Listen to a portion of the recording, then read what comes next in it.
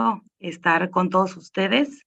Bienvenidos a este espacio de compartir de experiencias en donde sobre todo nuestro ponente nos dará, nos llevará por esta ruta de la inclusión. Es un gusto tenerlo como postdoctorante en el Centro de Formación e Investigación Educativa. Doctor Aldo, un gusto conocerlo. Espero que próximamente tengamos la oportunidad de tener esta cercanía, de conocernos en persona. Sin embargo, pues en este analizar de todo su recorrido, pues vemos que es usted prácticamente un referente académico en cuanto a inclusión, y es para nosotros un gusto tenerlo el día de hoy y que nos dicte esta conferencia. Vemos que esta vinculación con el Centro de Estudios Latinoamericanos de Educación Inclusiva en Chile y con el Centro de Formación e Innovación Educativa aquí en Chiapas, pues siga vigente, se fortalezca y se abran más espacios como este. Agradecemos su presencia, doctor Aldo Campo, y también agradecemos la presencia de todos los que nos acompañan el día de hoy. Estamos seguros que esta conferencia nos dará mucho material para reflexionar sobre la inclusión, nos seguirá alimentando también sobre lo que ya conocemos y también sobre lo que no conocemos sobre inclusión. Muchas gracias, doctor Aldo, y muchas gracias a todos los asistentes. Buenos días, primeramente, bienvenidos y bienvenidas todas y todos. Le damos la más cordial bienvenida a todas y todos a este espacio, a las reprogramaciones que van a ver por Facebook y YouTube, y también una especial bienvenida y un abrazo al doctor Aldo Campo, que es un amigo de esta institución. Como decía la doctora Marta Ingrid, no solo nos sentimos engalanados porque el doctor esté haciendo una estancia postdoctoral en el CRESUR, sino nos sentimos muy contentos y afortunados de tener esta colaboración entre Chile y México, entre el CELEI y el CRESUR, ¿no? Para nosotros es un honor que el director fundador esté llevando un postdoctorado aquí en el CRESUR y que a la vez sea un aliado estratégico que, como acordábamos en su visita a México, en ese desayuno, íbamos a estar en contacto, en comunicación y en interlocución. Le agradezco personalmente, doctor Aldo, y hay que aprovechar esta perspectiva más como epistémica, ontológica, que nos trae el doctor Aldo acerca de la inclusión, estas nuevas conceptualizaciones, estas rupturas epistémicas y decoloniales que él nos va a ofrecer, a entregar el día de hoy, porque son bien interesantes y uno, en cuanto las va conociendo, en cuanto las va uno identificando, pues uno va comprendiendo, uno va haciendo el Verstehen, que es la comprensión de la complejidad del concepto, ¿no? Como él lo ha ratificado en múltiples espacios donde ha estado, incluir, o la palabra inclusión no es solamente hablar de discapacidad, sino trae un trasfondo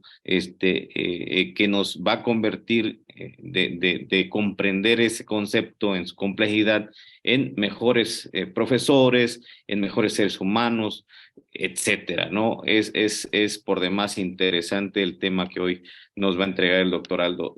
Doctor Aldo, un abrazo, una bienvenida, este es su centro también, y muy pronto nos veremos no por pantalla, sino de manera presencial, ¿no?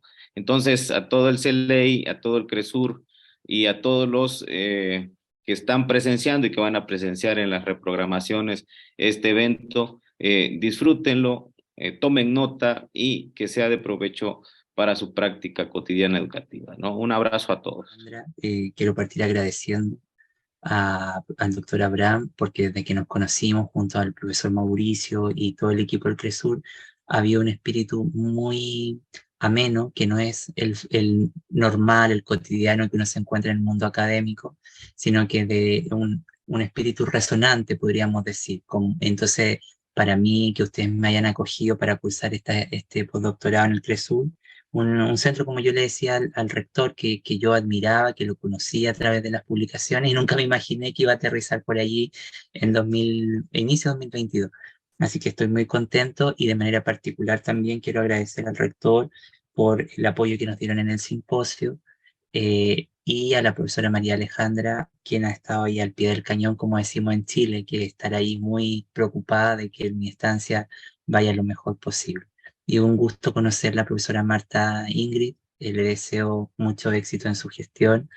Así que nada, y agradecerle a todos los que el día de hoy se anotaron para venir a escucharme. No me tiren tomates, lechuga al final de la presentación, porque yo quiero que reflexionemos sobre otras cosas, ¿ya?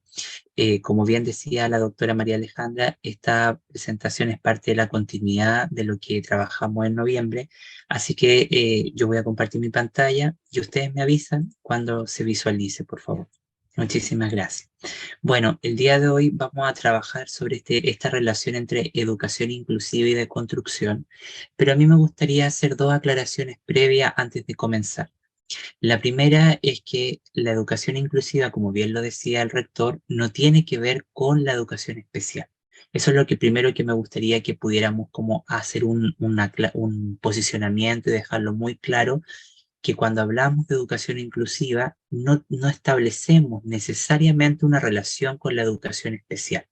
Si bien ambas en algún punto están relacionadas, la inclusión no nace ni surge de la educación especial. Ya quiero dejar eso muy claro, porque tienen una naturaleza epistémica, metodológica, que es totalmente diferente. Si bien la educación especial, perdón, puede ser una forma de inclusión, la educación inclusiva es mucho más que la educación especial, es un dispositivo de transformación del mundo, ¿ya? Y eso parece que suena tan simple, de transformar el mundo, nos podemos dar cuenta que es bien complejo, sobre todo en el campo educativo. Y lo otro que quiero aclarar es que la deconstrucción hoy día se ha vuelto un concepto pop en la academia, y todos hablamos de que hay que deconstruir, pero esto tiene un riesgo, y un riesgo bien interesante, que la deconstrucción no es sinónimo de destruir, no es sinónimo de desarmar.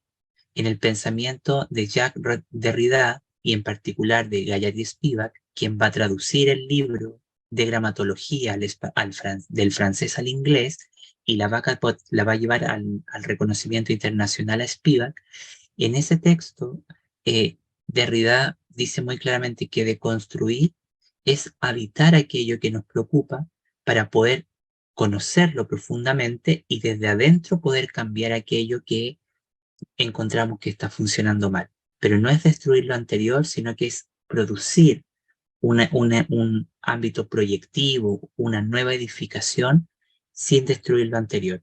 Digo esto porque hoy día parece que ocupamos la palabra de construcción prácticamente como eh, una sustantivación en la realidad, pero nos estamos desviando un poco de lo que era el propósito filosófico, ¿ya? O más bien literal.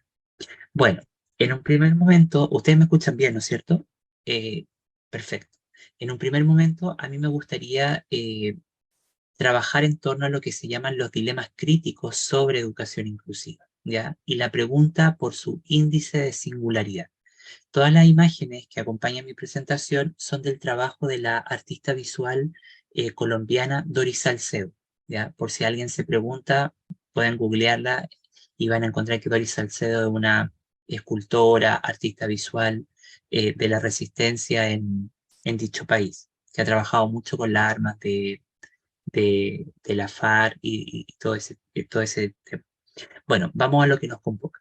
El tema, la primera parte de mi presentación se llama los dilemas críticos sobre educación inclusiva, y la pregunta por su índice de singularidad, ¿ya? Y esto, cuando hablo yo del índice de singularidad, me estoy refiriendo concretamente a la identidad del campo, a lo que define a su identidad científica, pero también define a su naturaleza intelectual, política, pedagógica, ¿ya? Y esto, el índice de singularidad también está asociado a la voz, a cómo se enuncia el discurso y qué es lo que lo define en su propia particularidad.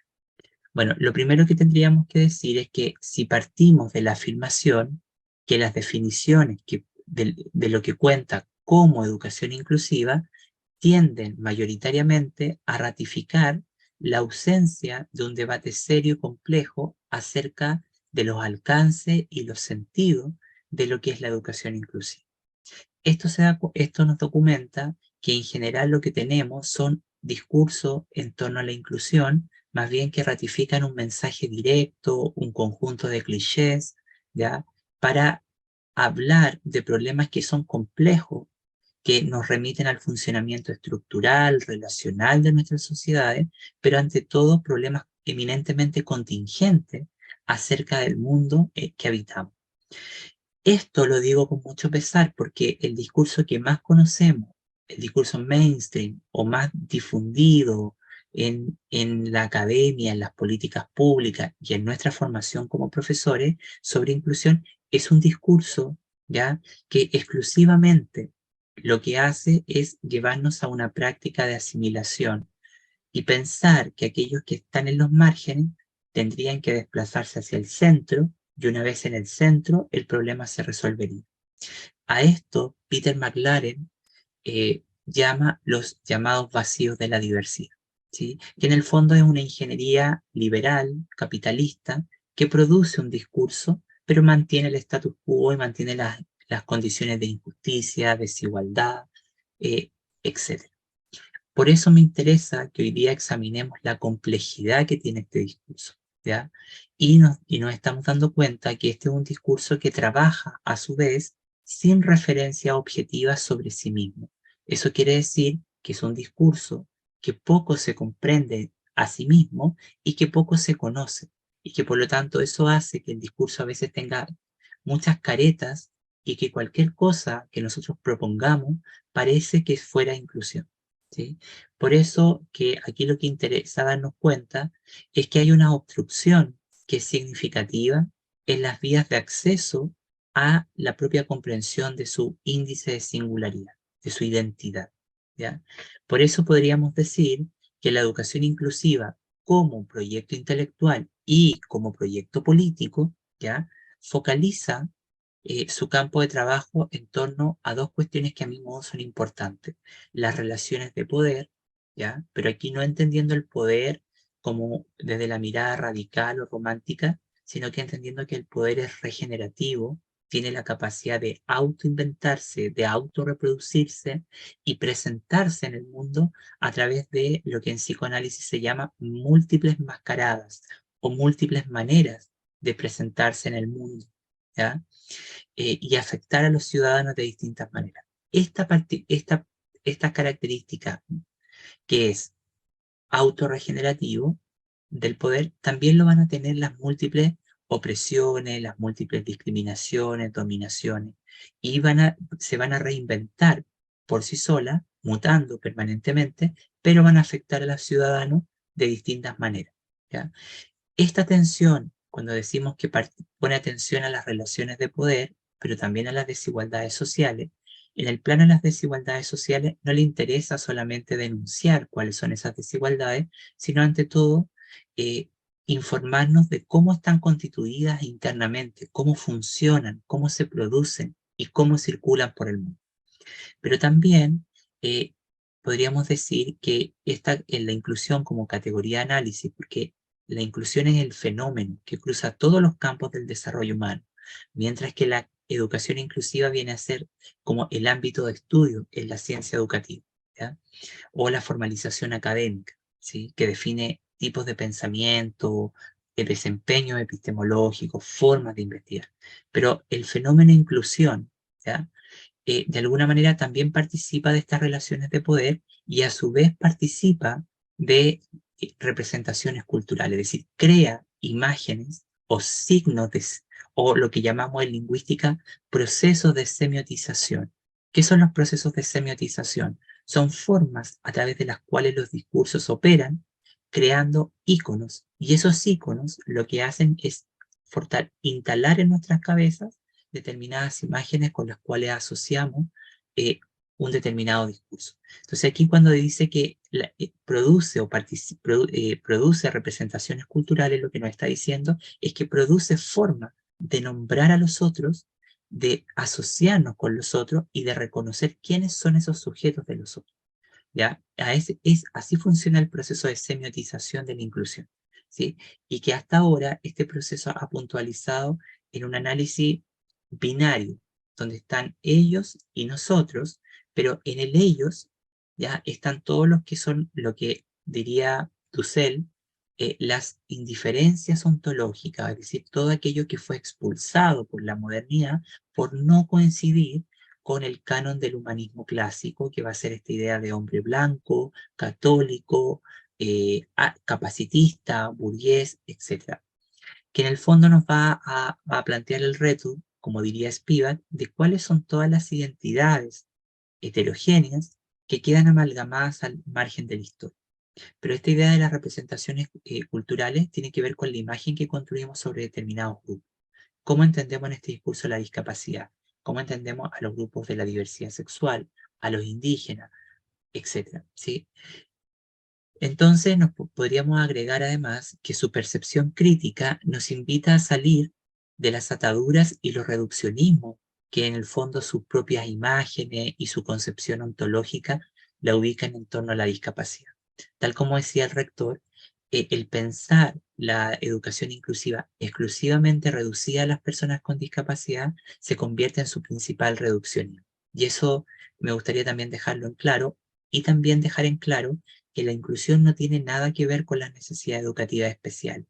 El eufemismo necesidades educativas especiales es propio de la educación especial, de lo que podríamos llamar de la dictadura del régimen normocéntrico, es decir, de centrar las diferencias exclusivamente en sujetos raros, excéntricos o anormales como históricamente se les ha entendido, ¿sí? Digamos que en las últimas décadas se ha ido desencializando esta mirada, pero hoy día los discursos tienden a puntualizar ontológicamente la idea de la inclusión en estos grupos. Esto asume entonces, nos lleva a asumir el mandato transformador de las estructuras de escolarización, hacernos la pregunta, ¿cómo funcionan las estructuras de escolarización? ¿Cómo producen poblaciones excedentes? ¿Sí? Y cómo en ellas se van imbricando distintos obstáculos que los colectivos de estudiantiles van a ir enfrentando, ¿no? Y por consiguiente, la inclusión va a tener el mandato de interrogar lo que se llaman las reglas institucionales de funcionamiento de la sociedad. ¿Qué son las reglas institucionales de funcionamiento de la sociedad? Son, en su mejor definición, formas en las cuales funcionan las estructuras sociales, políticas, culturales, económicas, y definen los modos de relacionamiento de los seres humanos.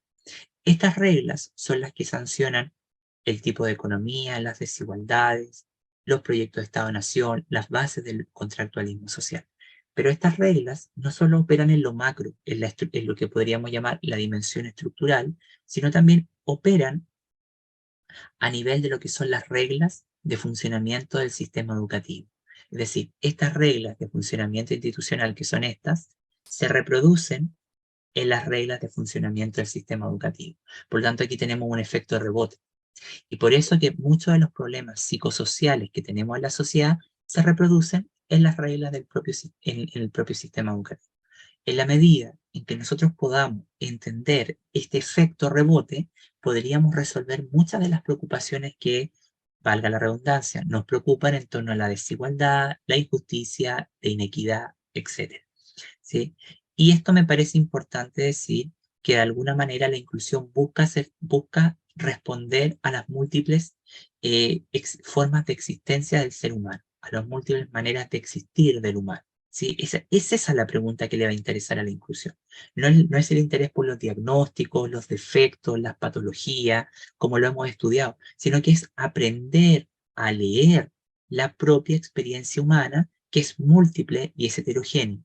Y en esa gran multiplicidad de formas del humano es que ella se hace la pregunta ontológica, cómo crear criterios de elegibilidad ontológica, ¿sí? Y además la inclusión está informada por múltiples proyectos de justicia social.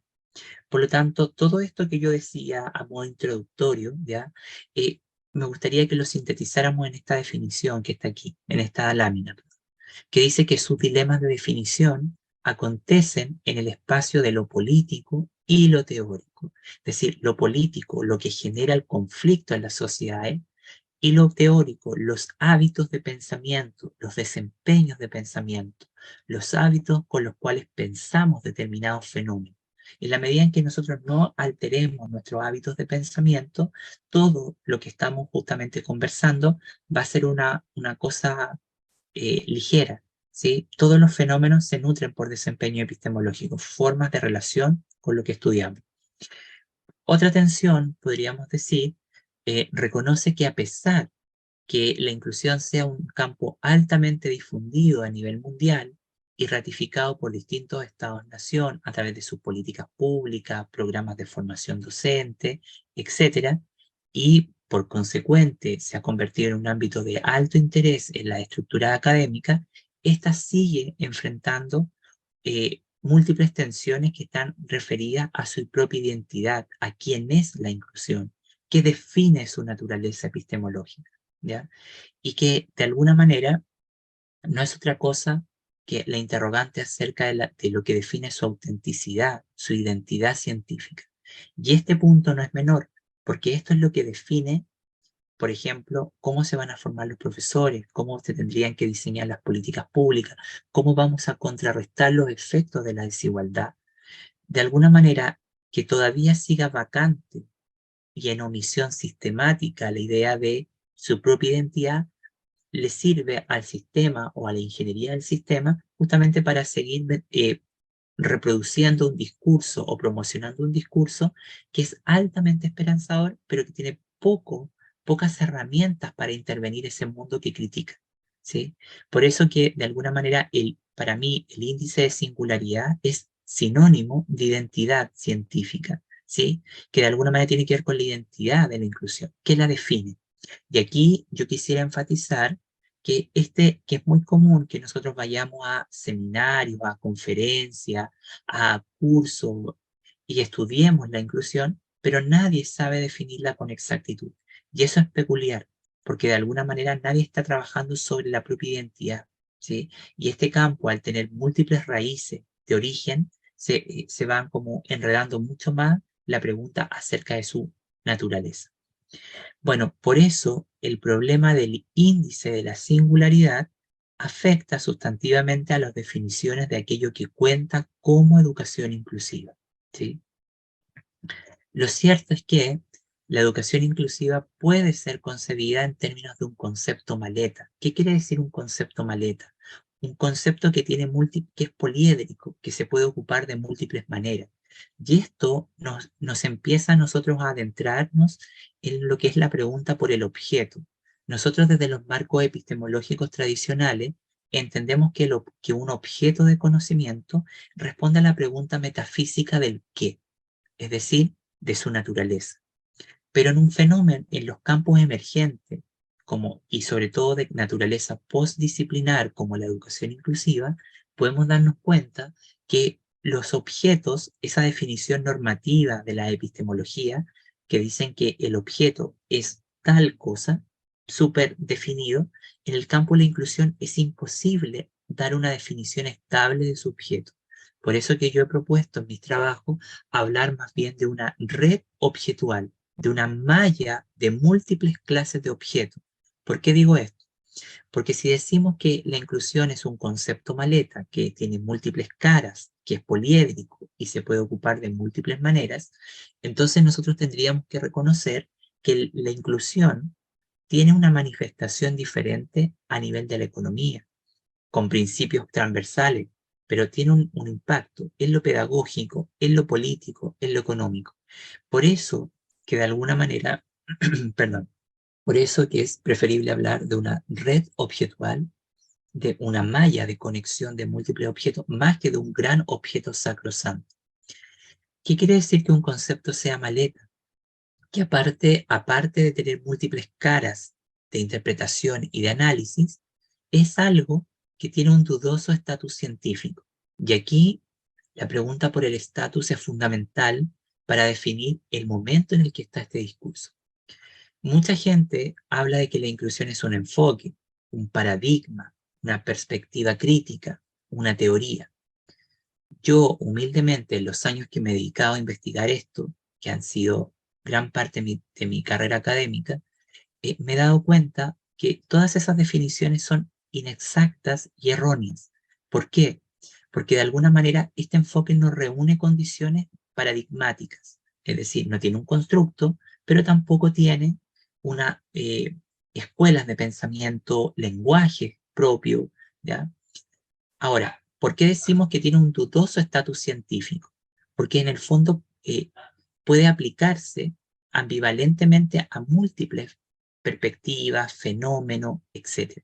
Pero la pregunta por el estatus es importante porque nos define el momento en el que estamos, ¿ya? Y en ese momento, nosotros hoy día la podemos definir solamente como una metáfora.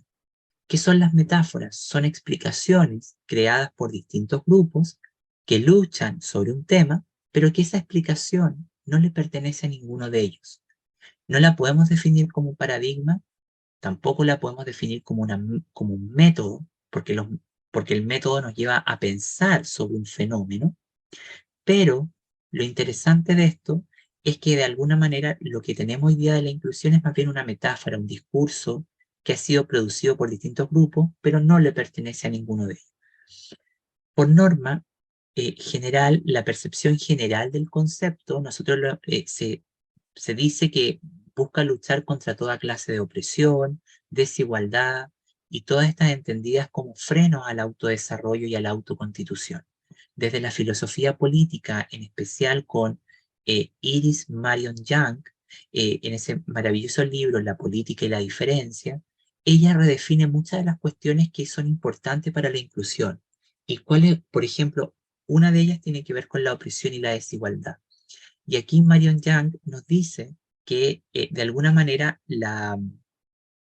cuando la opresión es entendida como freno al autodesarrollo y la dominación como freno a la autoconstitución, nos está poniendo de lleno en una nueva visión de cómo funcionan las desigualdades, mucho más conectada a la realidad situada del sujeto y ya no tanto idealizada como lo decían los marxistas más clásicos, ¿no? Que había un grupo que quería dominar a otro. No, aquí son las limitantes que tú y nosotros encontramos cuando queremos progresar en la vida, pero que esas limitantes son en general de orden materialista, es decir, dependen de nuestra relación con el mundo, con la estructura social, etc. Estas, de alguna manera, van a estar justamente condicionando los procesos de enseñanza y aprendizaje. No obstante, puede entenderse también su significante como una categoría fácilmente aplicable a una infinidad de prácticas culturales, políticas, relacionales, sociales. Y todo esto la hace entonces percibirse como un nodo estructural. Cuando digo estructural, me estoy refiriendo al funcionamiento de la sociedad, a cómo nuestra sociedad está configurada y sus relaciones internas, contingente a lo problemático de sus problemas actuales, sí, a lo complejo, transhistórico, que son problemas que atraviesan nuestra historia de pensamiento político, ontológico y relacional. Esa es para mí la mejor característica del fenómeno inclusión. Es estructural, es contingente, es transhistórico. ¿Por qué es transhistórico? Porque nos está informando de problemas que son endémicos al sistema mundo. Estos problemas no son nuevos, estos problemas son de constitución del mundo, ¿sí? Es político, es ontológico porque se hace la pregunta por la existencia y no la pregunta por las entidades, porque la pregunta por la diferencia entre la existencia y la entidad es que la existencia nos pone en el plano de la singularidad, mientras que la entidad en el plano de los objetos que pueden ser separados de algunas cosas, ¿sí? Y es relacional porque nos lleva a pensar las prácticas de coexistencia, cómo convivimos, cómo nos relacionamos, entre nosotros. Y creo que este es el atributo medular para el sistema educativo, porque lo que practicamos en el sistema educativo es una inclusión hasta cierto modo pasiva. ¿Por qué digo esto? Porque los niños aprenden a entender las diferencias, a reconocer al otro que es diferente, pero la inclusión real la practicamos cuando salimos a la sociedad, ¿sí? Salimos de la escuela y nos tenemos que meter en la vida ciudadana ya de lleno, ¿no? Ahora, todo esto de alguna manera va a estar atravesado el propio concepto de inclusión por múltiples prácticas metodológicas, políticas, conceptos, etc. Todo esto, queridos compañeros, nos lleva a decir que la inclusión no es un cuerpo fijo de conocimiento, sino que es algo que permanentemente está moviéndose, está girando, está cambiando. Por ello la podemos definir entonces como una categoría de uso flexible que viaja por una infinidad de geografías intelectuales, de campos de conocimiento, alterando sus supuestos y racionalidades teóricas, metodológicas y ontológicas, ¿sí? Esto es bien interesante porque va a modificar tradiciones de pensamiento en su diálogo con estos proyectos que le informan o van siendo claves para la construcción de su conocimiento. Podríamos describir que la función del sintagma educación inclusiva trabaja en proximidad o nos da cuenta de un concepto que es amplio, que puede ser entendido bajo la idea de una constelación, ¿ya? Nunca desde una imagen fija, ¿ya? Y no fijo, que interactúa con una amplia variedad de categorías políticas, éticas, teóricas, campos y objetos de investigación y prácticas culturales. Esta es la educación inclusiva, un fenómeno indeterminable con claras funciones de alteración de las dinámicas de producción del conocimiento que va a imputar el logos o la razón occidental que todo lo conoce y que va a regular todos los campos del conocimiento, ¿sí? Esta es una forma de pensar abierta y ilimitada, ¿sí? En el fondo lo que hace la inclusión en su máximo esplendor, si así lo queremos decir, es interrogar la matriz del conocimiento, ¿ya? Y la edificación metafísica occidental, que en filosofía es el edificio del conocimiento y cómo podemos buscar formas de darle la vuelta y de caminar, transitar por otras vías para que ese conocimiento pueda llegar a los subalternos. En esa lógica un poco está el argumento. Por todo ello, se convierte así en un llamamiento a desafiar el principio de autoridad del logos, la razón occidental, que en su singularidad está determinado por un efecto de falsificación que conduce a la superposición o suplementación del rostro de la educación especial para justificar, la naturaleza de lo inclusivo. Aquí me gustaría, si les parece interesante, que esta idea lo puedan anotar, porque la idea de la falsificación del conocimiento es importante. Cuando yo escribí mi primera tesis doctoral, bueno, la única que he hecho, porque la otra está en camino, ¿ya? Yo quería un poco demostrar que el conocimiento que conocemos, que estudiamos sobre inclusión, es un conocimiento que está falsificado. En la filosofía de la ciencia, yo solamente encontré esta idea en Lakatos, la idea de la falsificación de los saberes.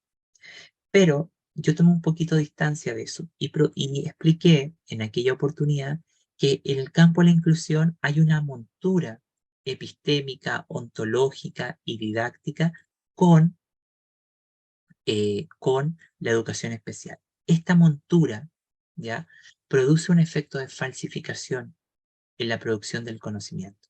Por lo tanto, todo lo que nosotros conocemos como inclusión travestido con la educación especial, lo que hace es atrapar la verdadera identidad de la inclusión y promover y dotar de un sistema de saberes que están falsificados, que no pertenecen a su propia identidad científica.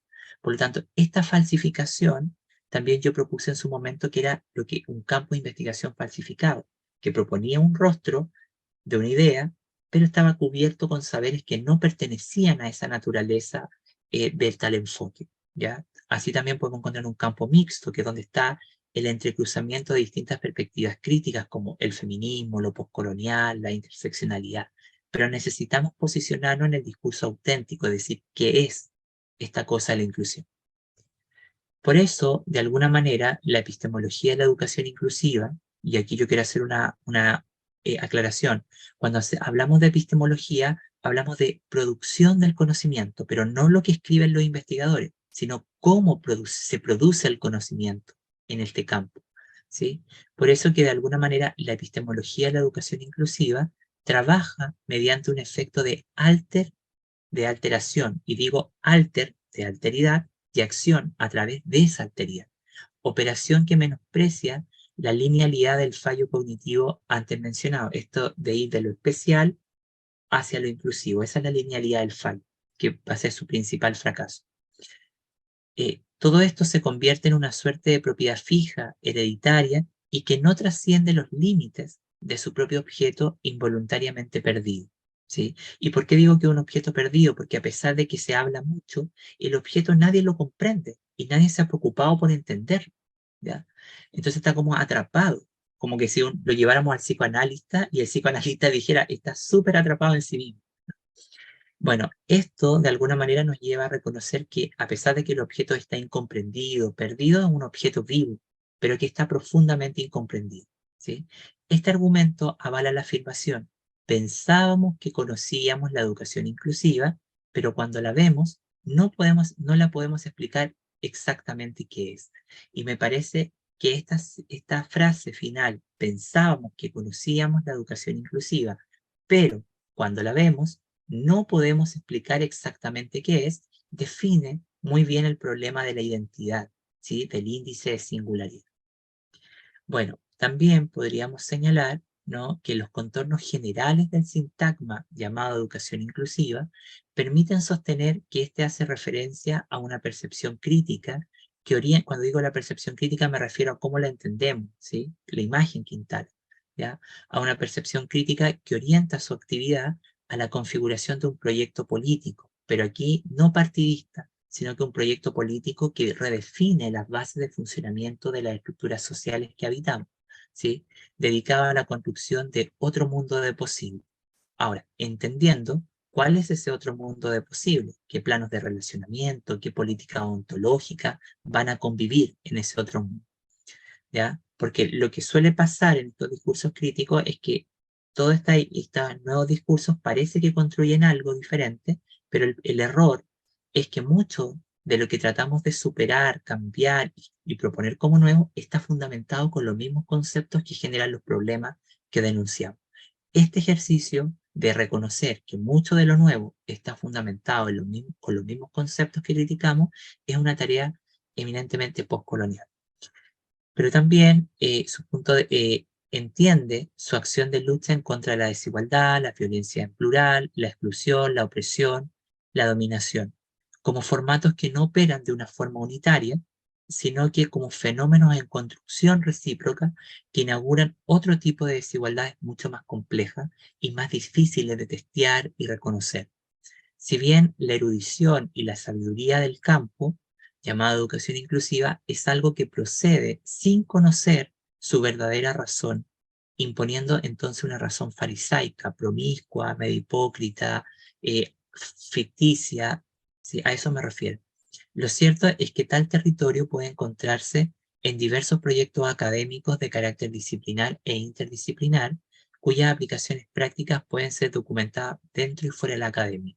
Esto quiere decir que muchas de las luchas que la inclusión ha emprendido en el mundo no aparecen en el feminismo, en los estudios postcoloniales, en la decolonialidad, pero sin llamarle inclusión, ¿sí? Comparte las luchas, pero no el calificativo, el sustantivo inclusión o el calificativo inclusivo. Por eso, para cerrar esta primera parte, podríamos decir que uno de sus principales compromisos demuestra que sus practicantes buscan y proponen ideas que explican sus experiencias con los problemas sociales que los rodean. Su problema definitorio, entonces, reside en la incapacidad para poder explicar a ciencia cierta qué es la educación inclusiva y cuál es su función en el mundo actual. Esto puede deberse, en cierta medida, a la multiplicidad de maneras de aproximarse y de definir sus propósitos producto de sus trayectorias rizomáticas, ¿sí? De sus múltiples raíces que esto tiene. Entonces podemos acceder a entender la inclusión desde el feminismo, desde la interseccionalidad, desde la interculturalidad, desde los estudios críticos de la raza, desde los estudios críticos de la discapacidad, etc. Pero ninguno de ellos llega a la inmensidad de la autenticidad. Por eso, la base epistemológica de la educación inclusiva describe una naturaleza postdisciplinar. ¿Qué quiere decir postdisciplinar? Que está por fuera y más allá de todas las teorías que construyen este conocimiento y que de alguna manera todas esas teorías las meten en una especie de licuadora y las mueven y generan un objeto nuevo, un conocimiento que no niega las herencias, pero que es completamente nuevo, ¿sí? Y de alguna manera hoy día podríamos decir que el momento educativo que vivimos es poscrítico, está preocupado de la raza, del multiculturalismo, de las identidades sexuales no normativas, etc. ¿sí? También podríamos afirmar que muchas de sus raíces residen en este legado, en su red objetual y metodológica y también categorial del movimiento poscrítico. ¿sí? Y por lo tanto la inclusión es algo que se escucha y se enuncia más allá de todas estas teorías que la van a informar. Entonces aquí hay una pregunta que tiene que ver con el estatus, con el nivel científico que este campo tiene. Entonces tendríamos que hacernos la pregunta, queridos compañeros, ¿qué es exactamente la educación inclusiva? ¿Es un concepto, es un paradigma, es una metáfora, es un dispositivo heurístico, una metodología o una teoría? Si es una teoría, ¿qué tipo de teoría es? Entonces, de alguna manera, el problema del estatus epistemológico de la educación inclusiva es el que puede ser significado como una pregunta vacante en la intimidad de sus propias discusiones, así como lo son los debates teóricos y metodológicos que confirman desde su génesis la ausencia de debates más serios y radicales para explicar su propia identidad. Por otra, podríamos decir que la inclusión conforma una unidad de investigación y de desarrollo variable y heterogénea que en su mayoría escapa a las regulaciones de lo que cuenta como conocimiento sancionado tradicionalmente en la ciencia educativa. ¿Por qué digo esto? Porque va más allá de los problemas didácticos, convivenciales que tenemos, que nos preocupan a nosotros los educadores, ¿sí? Sino que lo posiciona en lo relacional, en lo estructural. Pero ante todo, la educación inclusiva es una teoría viajera y nomadista. Bueno, ahora, en la segunda parte de esta presentación, yo me voy a centrar en la relación entre educación inclusiva y deconstrucción, ¿vale? Bueno, el señor que aparece aquí proyectado se llama Jacques Derrida y es un filósofo francés argelino que va a acuñar el término deconstrucción. Este concepto, si bien Derrida es un filósofo, ¿ya? El concepto de deconstrucción va a tener un impacto mayor en la academia norteamericana. Ahí va a tener una gran acogida en la década de los 60, 70, pero en aquella y 80, pero en aquella década él va a tener una gran acogida en los departamentos de literatura, porque para los filósofos va a ser un concepto como light, ¿ya? Una especie de una cosa muy sencilla, no relevante, ¿sí? Bueno, este señor es quien acuña el concepto de deconstrucción. Tal como yo decía al inicio de mi intervención, la deconstrucción, perdón, no es sinónimo de destrucción, sino que es sinónimo de edificación, ¿ya? Y de alguna manera podríamos decir tres cuestiones importantes. Primero, que la deconstrucción no es sinónimo de destrucción. La deconstrucción implica una tarea negativa y positiva. En filosofía hablamos de una tarea negativa cuando sostenemos que es la crítica de algo, ¿sí? El negativismo es la crítica de algo, es interrogar críticamente algo, ¿sí? Es lo que podríamos hacer nosotros como educadores, investigadores, profesores, cuando algo nos llama la atención. Pero la tarea positiva implica la producción de otros desempeños epistemológicos, es producir otros ámbitos de pensamiento, ¿sí? Por lo tanto, esta intersección negatividad y positividad es una escisión que no puede ser separada. Para que la deconstrucción exista, tienen que estar ambas. En la deconstrucción, la tarea negativa se llama distancia crítica Versus la positiva, la tarea positiva se llama intimidad crítica. Distancia es cuando yo critico algo, lo analizo críticamente, y la positiva es cuando yo me dedico a construir para superar el problema que estoy viendo, ¿sí? Y por lo tanto, la deconstrucción es una posibilidad para cambiar los entendimientos que manejamos acerca del mundo, las tradiciones de pensamiento, sin negarlas, pero ajustándolas a los problemas del presente, lo que Mieke-Val llama una historicidad del presente. Bueno, la señora que aparece en la imagen es Gayatri Chakraborty Spivak o simplemente Gayatri Spivak. Esta es una autora bastante compleja, ya profesora de la Universidad de Columbia, de origen india, pero residente en Estados Unidos durante casi toda su vida. Ella va a pasar a la historia del pensamiento de lo que se llaman los estudios postcoloniales, pero ella trabaja en el ámbito de la literatura, ¿ya? Pero se dedica a estudiar la postcolonialidad y va a volverse famosa por la traducción del libro de gramatología, ¿ya? Que lo traduce del francés al inglés. ¿Y cómo ella llega a este libro? Llega a este libro porque empieza en la universidad donde ella trabajaba en aquel entonces, empieza justamente a revisar el catálogo de la biblioteca de libros que se podían encargar, dice ella en una entrevista.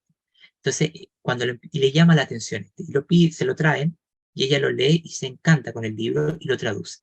Bueno, ella va a ser autora de unos libros propios como Crítica a la razón postcolonial, Si puede hablar del subalterno, una educación estética en la era de la globalización, otras Asias, etc. Y que este 11 de marzo nosotros en el CLI le vamos a rendir un homenaje, así que vamos a contar con ella con una conferencia. Así que yo les comparto el dato, sé que no es lo más académico que lo haga, pero bueno, justo que estamos hablando de su biografía, lo quise traer a colación. Vamos a lo que nos convoca. El término de construcción fue acuñado por Derrida, ¿ya? Pero pasa algo singular. Las dos publicaciones del material que en su segunda versión formaron o dieron vida a de gramatología, de alguna manera podríamos decir que Derrida ya acuña este concepto en una publicación de la revista de crítica francesa. Ahí lo va a acuñar el concepto por primera vez. Pero esta es una palabra que él la va a encontrar también en Heidegger y en Nietzsche. Y dice que la palabra era en parte deudora de Martin Heidegger y en particular del proyecto de segunda parte de su Kant y el problema de la metafísica. En esto, él sostiene que iba a tener el título de Características fundamentales de una deconstrucción fenomenológica de la historia de la ontología bajo la guía de la problemática de la temporalidad. Esto es lo que a él le interesaba, de alguna manera, hacer, y por eso que lo va a rastrear tanto en Heidegger como en Nietzsche, ¿ya? Ahora, yo ya delante estaba diciendo que la deconstrucción implica dos procesos. Implica por un lado la intimidad crítica, que es la construcción, pero también la distancia crítica, no la destrucción, la interrogación profunda y crítica sobre aquello que estamos analizando, ¿sí? Bueno, estos dos procesos trabajan mancomunados en la tarea de la deconstrucción. Derrida dice que, de alguna manera, la distancia crítica es poner entre signos de interrogación algo, mirar este conocimiento, refutarlo, interrogarlo, pero él dice, si queremos cambiar el orden de las cosas o las reglas de funcionamiento de este conocimiento, tenemos que habitar dentro del fenómeno, conocerlo. Y él pone el ejemplo de que es casi como el amor de pareja.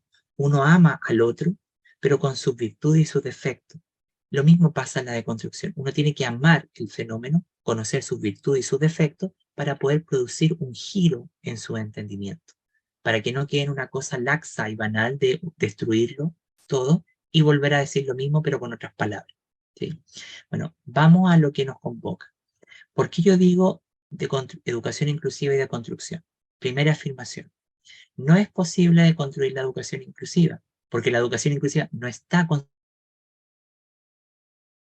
construida. Aquí solamente hay una tarea constructiva, proyectiva, imaginativa. ¿Qué podemos deconstruir? La montura que impone el modelo epistémico didáctico de educación especial para hablar de educación inclusiva, ¿sí? Y podemos deconstruir sus raíces genealógicas, que van justamente a informar este conocimiento.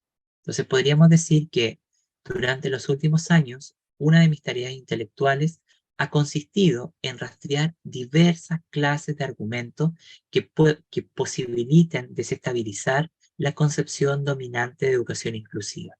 ¿Cuál es esa concepción? La que está travestida con la educación especial y que reduce la práctica pedagógica a procesos de asimilación y acomodación de grupos a lo mismo que genera la desigualdad. Eso es lo que Glenn Rykowski denomina la inclusión a través de las múltiples desigualdades, y que no es otra cosa que una inclusión liberal. La dominación, ojo con esto, de lo especial, se convierte en un dispositivo que evita que emerjan los signos de lo inclusivo, porque lo atrapa, lo tiene atrapado, hay una dominancia. A este peculiar proceso de subyugación heurística es denominado edipización del objeto de lo inclusivo, un poco inspirándome en el complejo de Edipo, en esta castración, en este resentimiento. Para mí, la edipización del objeto de la educación inclusiva es sinónimo de un resentimiento, porque ella se ocupa mucho, pero no se entiende, porque está atrapada en esta imaginación de lo especial.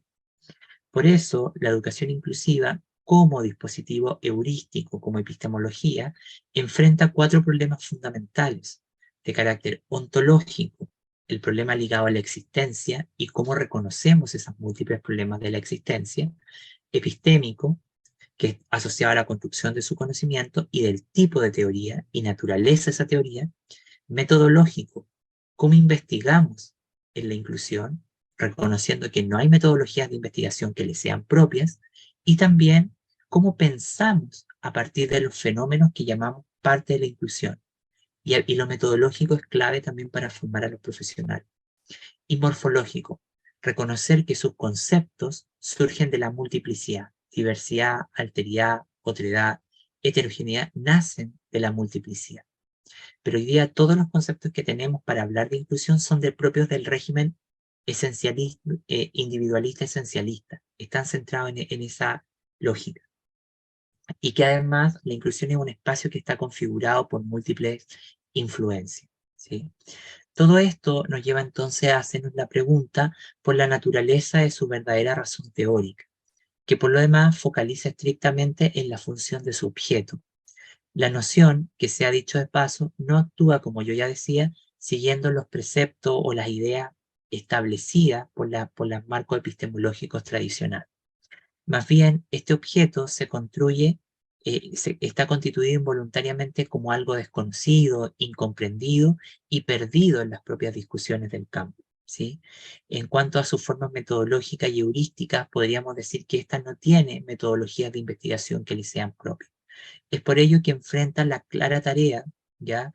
De inscribirse en un marco de pensamiento mucho más amplio, ¿sí? Y también decir que la comprensión de la educación inclusiva, cuando se centra exclusivamente en torno a la figura de lo especial, constituye lo que llamamos el régimen especial céntrico.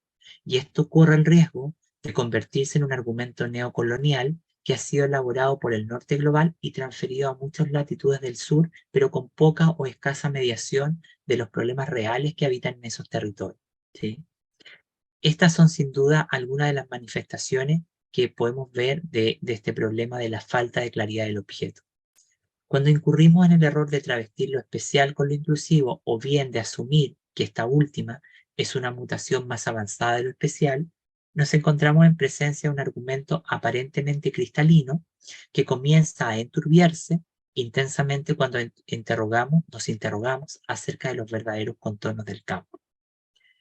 Por eso, la epistemología de la educación inclusiva lo que hace justamente es buscar sistemas de razonamiento que vayan apartándose de este legado como la hemos conocido. No tiene el propósito de desechar el ordenamiento teórico conceptual de lo especial. Ojo con eso, porque muchas propuestas políticas hacen eso. Y ese es un error. Más bien, podemos reconocer que lo especial siempre va a ser un palincesto, una especie de fantasma, algo que siempre va a estar en el discurso de la inclusión. que no lo vamos a poder borrar, ¿ya? Algo que jamás podrá borrarse y de aquello que jamás podremos librar, ¿sí? Y que de alguna manera nosotros necesitamos entender esto como entendiendo que su efecto trabaja para explicar algo que siempre va a retornar una y otra vez. Y estoy en completo desacuerdo que en aras de lo inclusivo, tal como sostiene el argumento liberal del campo, desaparezca la educación especial. Aquí nosotros también tenemos que crear una clara definición de defensa de la educación especial, pero a la luz de toda la argumentación que hemos estado conversando, ¿no? Si no, lo que necesitamos acá es criticarlo para desestabilizar sus interrupciones, sus contornos de definición, ¿sí? Y decir que de alguna manera lo inclusivo nunca es el desplazamiento de lo significante de lo especial. Llegado a este punto, entonces, debemos preguntarnos acerca de los mecanismos de complicidad negativa que nos permiten interrogar y constructiva producir un giro en sus formas de pensar, que de esta operación pueden emerger. Entonces, interesa entonces preguntarnos cuáles son esos signos de alteración, no exclusivamente de desplazamiento. Por ello, vuelvo a insistir, tomar lo especial como inclusivo es poner de manifiesto una singular represión heurística interna y externa en cuanto a su material de comprensión, ¿sí? Y un repudio que opera a nivel de lo simbólico y lo real formal de su estructura lleva implícitas las operaciones complementarias, la introducción de un argumento falso y la expulsión de este mediante un peculiar movimiento de su sentido. Por eso podríamos sostener que en tal trama argumental, la voz de lo inclusivo como expresión de su índice de singularidad queda edipizada, atrapada al legado de lo especial, mientras que la comprensión heurística queda constituida a través de un espacio en blanco ya altamente generado. Y digo un espacio en blanco, un espacio en el que podemos construir y imaginar cómo queremos que sean realmente estos hábitos de pensamiento, cómo funcione esto en la práctica escolar. El descubrimiento de la voz de lo inclusivo solo puede oírse por fuera de sus entendimientos y audibilidades habituales con las cuales vinculamos el fenómeno, ¿sí? Entonces, todo esto nos dice que de alguna manera el descubrir las reglas de comprensión del campo y sus manifestaciones en su red objetual van a estar siempre por fuera de los argumentos que hemos heredado o que más conocemos. Ahí se encuentra la riqueza y ahí está la verdadera comprensión de su naturaleza. Es lo que Chambers llama la exterioridad del objeto teórico, ¿sí? Por eso, para ya ir cerrando mi presentación, porque no quiero aburrirlos con esto, el problema de la razón teórica de la educación inclusiva habita en el registro que nos dice que en el que el proceder de su razón no se comprende ni se conoce. Eso es lo que hoy día nosotros trabajamos sobre algo que no comprendemos en su naturaleza. Una obstrucción en la razón que conoce su naturaleza teórica. En tal caso, se construye una razón sin una cognición de sí misma, un objeto aparentemente sin ninguna referencia objetiva. Por eso que es necesario encontrar sus modalidades de control cognitivo, lo que legitima una grilla de inteligibilidad o incomprensión que representa un objeto de cognición sin la referencia necesaria para su verdadera cognición. En el fondo nos encontramos en presencia de un reino, en el reino de su razón teórica, es lo que tenemos que descubrir. ¿Cuál es el reino de su razón teórica? Y aquí hay una cita de Spivak que ilustra esto y dice, al conmemorar involuntariamente un objeto perdido. Esto es lo que tenemos que darnos cuenta. No está perdido porque lo escondimos, está perdido porque no lo hemos comprendido en su magnitud, ¿sí? Entonces, nos tendríamos que hacer esta pregunta.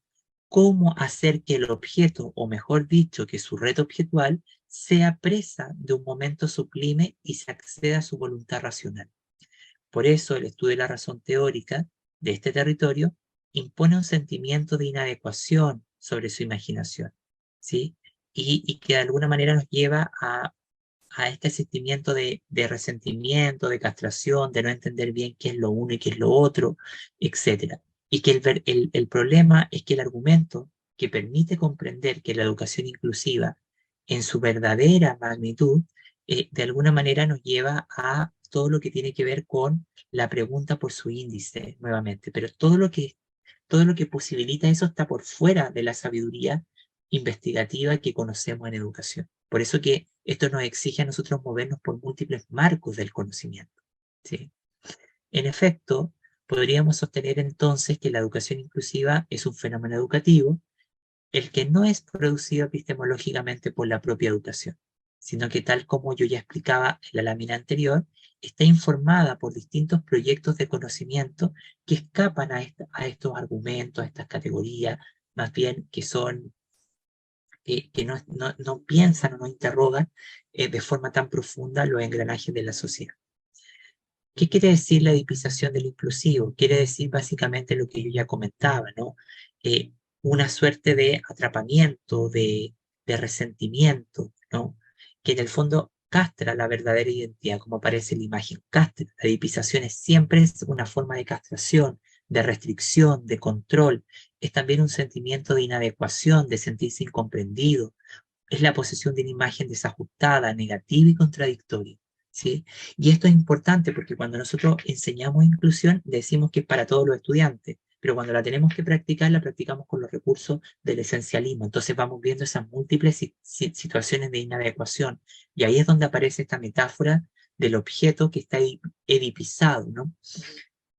Bueno, ahora vamos a revisar algunas ideas en torno a esta relación de las ontologías relacionales y qué es lo que cierra mi presentación, ¿ya?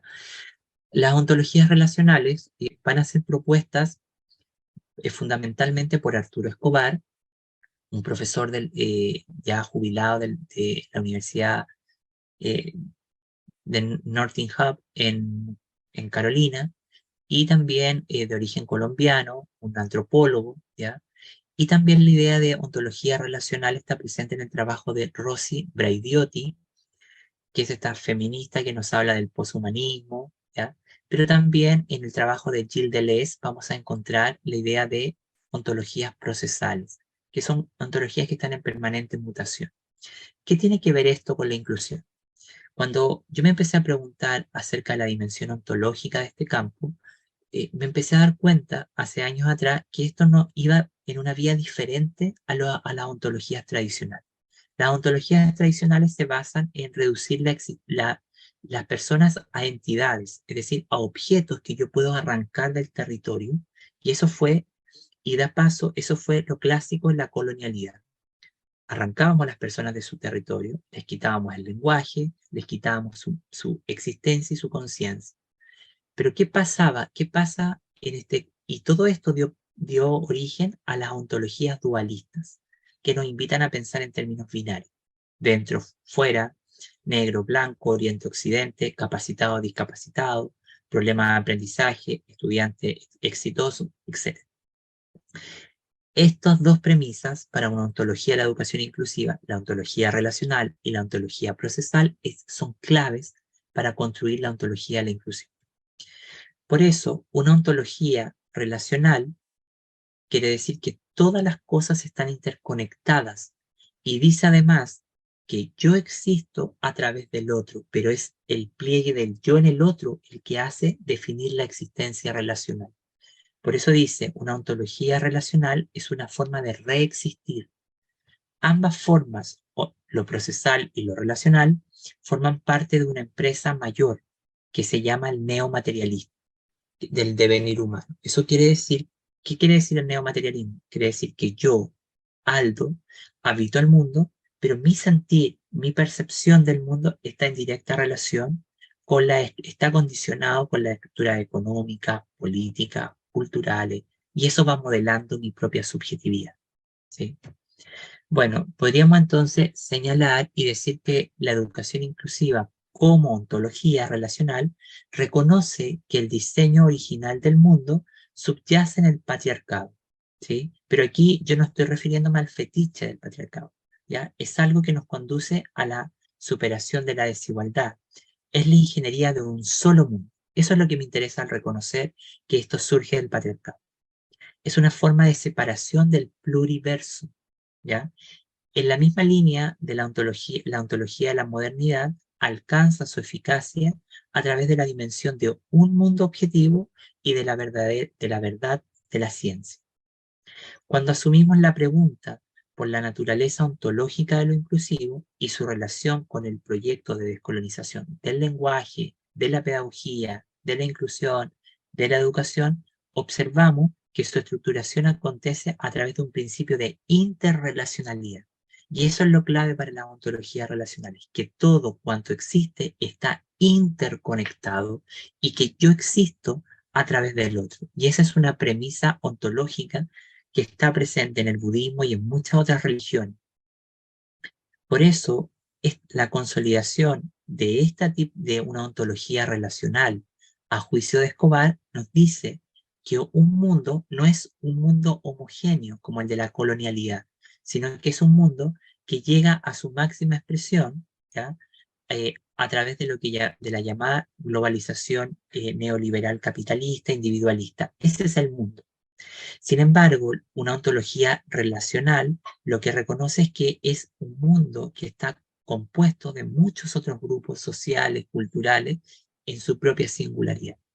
De alguna manera, es reconocer que hay múltiples grupos heterogéneos amalgamados entre sí.